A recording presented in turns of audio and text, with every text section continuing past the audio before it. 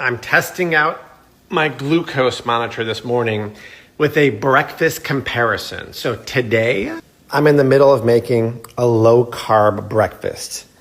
I'm adding 3 ounces of leftover steak to that, and we'll see what it does to my blood sugars in a little bit. And then tomorrow, I'll do a typical American breakfast, which subs out keto toast with regular toast, uses cane sugar in their coffee, uses a high sugar jam on their toast, and we'll see the difference there in blood sugar regulation. Super yummy. In addition to being low carb, anytime you introduce protein, just 3 ounces of protein, or fiber, which there isn't much here, it'll slow the absorption of glucose and release it slower into your body. So if you did have some carbs, protein or fiber with that would be ideal. But think about the typical American breakfast, which we'll have tomorrow. All carbs, refined sugars, and very little to low protein. So we'll see what this does. Then I'm off to the grocery store to film some videos. There she is, folks. Leilani. Good morning. We're at Whole Foods. We're making videos about diabetic-friendly food. So this morning, I put a jelly on my toast, and it was this jelly here. And tomorrow, I'm going to put this jelly on my toast. Now, both have sugar, so you have to look out if you're diabetic. But a serving of tablespoon size has 12 grams of added. A serving from this morning of a tablespoon has 5 grams, and it's fruit juice concentrate. Now, sugar is sugar, right? But an extra 7 grams per serving adds up big.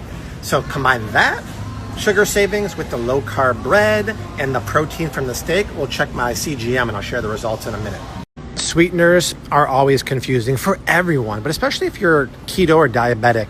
As much as I love coconut sugar, not good if you're low carb or keto. It just spikes your blood sugar too much. So you come to the sweetener walls here, and stevia is really good, but I've showed this before.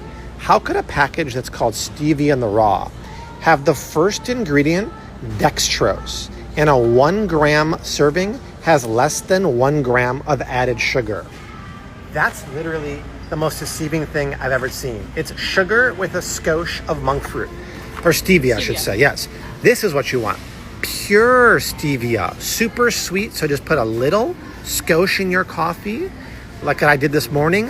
1 drop of this in your coffee, and if a recipe calls for a cup of cane sugar, that won't work, right? That's just too small.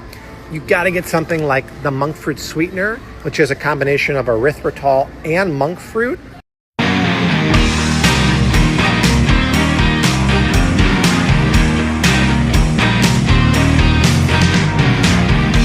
We keep walking by here and we hear this lovely lady. She keeps saying, it's Bobby approved, it's Bobby approved. So what are we telling customers today that's Bobby approved? We are telling them that Go-Ford and guacamole is Bobby approved. I love with that. The best ingredients. And you're showing people how to use the app? I am. I've been teaching them how to use the app, scan the product, and then they see it and they say, I'm obsessed. Well, that's amazing. She's giving Bobby approved snacks, preaching about the app. We love you. Thank you so much. You're so welcome. I want to show you something interesting.